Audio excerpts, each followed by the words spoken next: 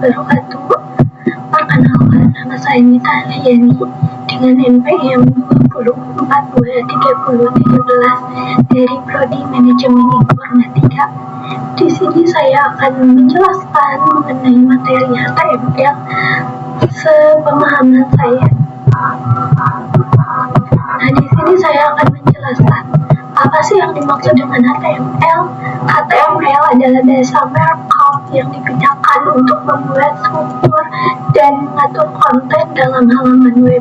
HTML terdiri dari serangkaian elemen atau tag yang menandakan bagaimana elemen tersebut ditampilkan di halaman web.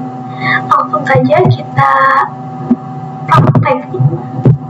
Nah, langsung saja di sini saya akan menjelaskan tentang formulir 2. Dalam membuat sebuah formulir yang harus kita perhatikan, home memiliki atribut method. Home memiliki atribut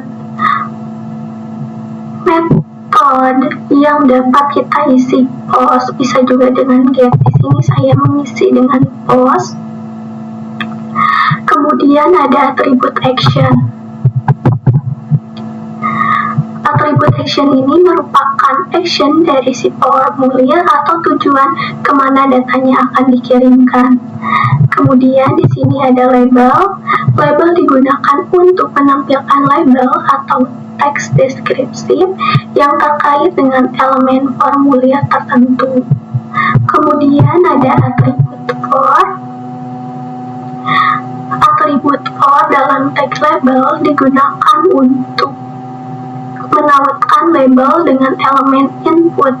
Nilai atributnya harus sesuai dengan nilai atribut ID. Nah, di sini atribut for dan ID adalah sama. Lalu kemudian di sini ada atribut placeholder. Atribut placeholder pada elemen input dalam HTML digunakan untuk menyediakan teks, contohnya, atau petunjuk singkat kepada pengguna tentang jenis informasi yang diharapkan dalam input tersebut. Misalnya, jika memiliki input untuk pengguna, dapat menggunakan placeholder untuk memberikan petunjuk kepada pengguna tentang apa yang seharusnya dimasukkan ke dalam kolom-kolom. Dalam hal ini, pengguna harus memasukkan nama dengan huruf besar. Kemudian ada BR. BR adalah baris baru atau spasi. Kemudian di sini ada elemen. Dalam HTML di sini ada elemen label. Dalam HTML digunakan untuk menautkan teks label dengan elemen formulir tertentu seperti input, dan di sini menggunakan select. Di sini menggunakan select ya. Lalu ada label atau tag yang digunakan untuk menampilkan teks label atau deskripsi terkait elemen formulir. For agama.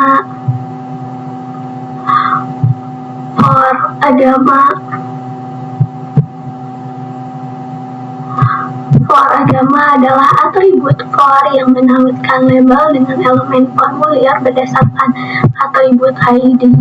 Nah, di sini for-nya adalah agama dan ID-nya adalah agama, berarti sama. Kemudian ada select. Elemen ini digunakan untuk membuat drop-down atau menu pilihan. Saat di-render di halaman web, elemen ini akan menampilkan daftar opsi yang dapat dipilih oleh pengguna. Kemudian ada option.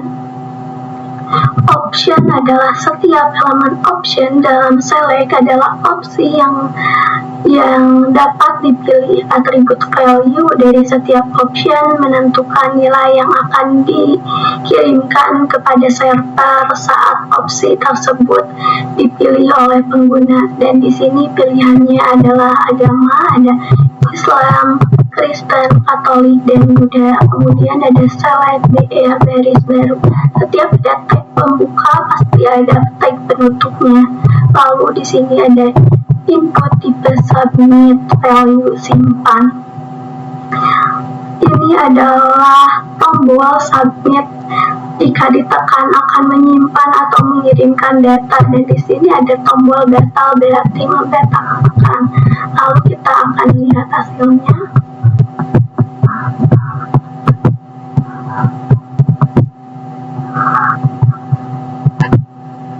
Nah, di sini ini adalah page holder yang tadi dijelaskan adalah petunjuk.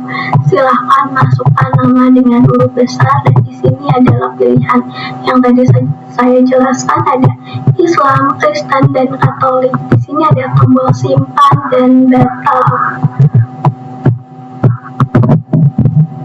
Lalu di sini saya akan menjelaskan format judul. Ini adalah title-nya adalah judul website. Kemudian ada elemen center yang digunakan dalam contoh HTML ini untuk mengatur tata letak atau posisi elemen HTML. Lalu di sini adalah hasil H1. H1 adalah huruf paling besar, H2 adalah huruf sedang, lalu ada H3.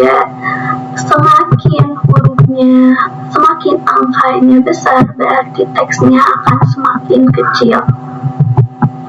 Lalu langsung kita lihat aja hasilnya. Nah, ini adalah hasil H1, teksnya paling besar, H2 sedang, H3. Nah, ini adalah hasil H6. Semakin angkanya besar, maka tulisannya akan semakin kecil. Kemudian saya akan menjelaskan tentang format paragraf.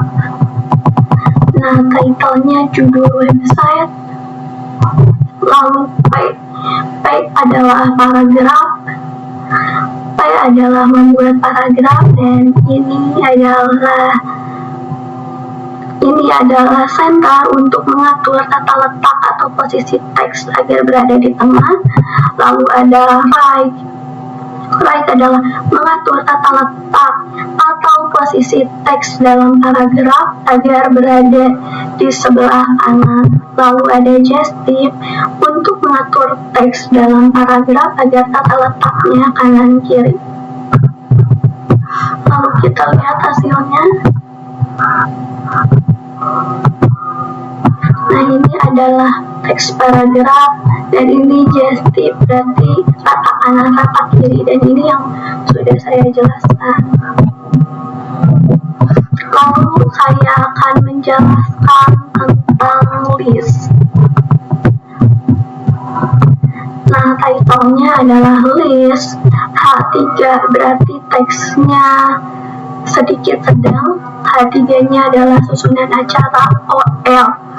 Type OL digunakan untuk daftar terurut atau under list. Lalu ada type I, digunakan untuk menentukan jenis penomoran, dalam hal ini menggunakan angka Romawi kecil. Lalu ada OL. Isi dari OL terdiri dari beberapa elemen LI yang masing-masing merupakan item daftar terurut. Lalu di sini ada LI. Elemen LI menandakan sebuah item dalam daftar terurut. Isinya adalah pembuka, ada pembacaan ayat suci Al-Quran, lalu ada sambutan-sambutan,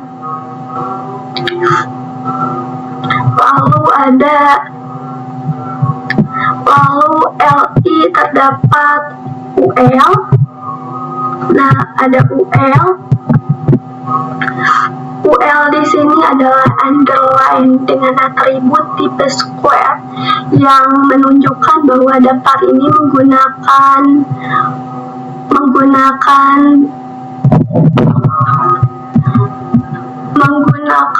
bulat kotak sebagai penanda. Lalu di dalam elemen UL tersebut terdapat dua elemen LI lagi, yaitu sambutan ketua panitia, sambutan kepala sekolah. Lalu di sini ada elemen LI menandakan setiap item keempat dalam daftar terurut isinya adalah acara inti dan penutup. Lalu ada tag penutup OL atau underline. Lalu kita lihat hasilnya.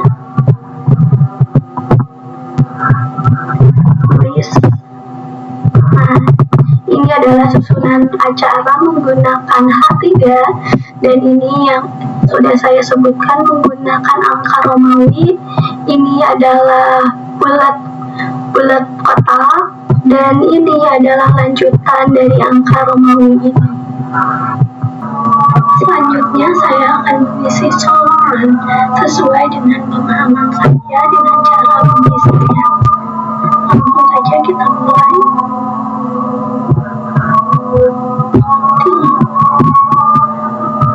Di sini ada tag penutup, pasti ada tag pembuka. Lalu di sini ada tag pembuka, pasti ada tag penutup. Nah, selanjutnya pasti ada tag penutup.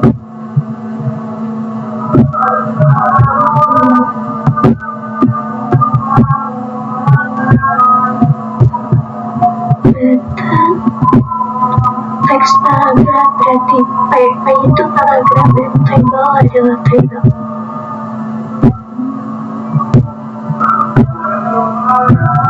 Ini adalah HTML, CSS, dan ini JavaScript.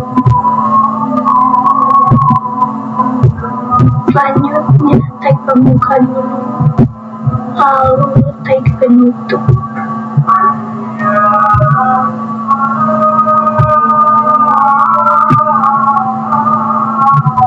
Nah, mungkin itu saja yang bisa saya jelaskan. Mohon maaf jika ada kesalahan.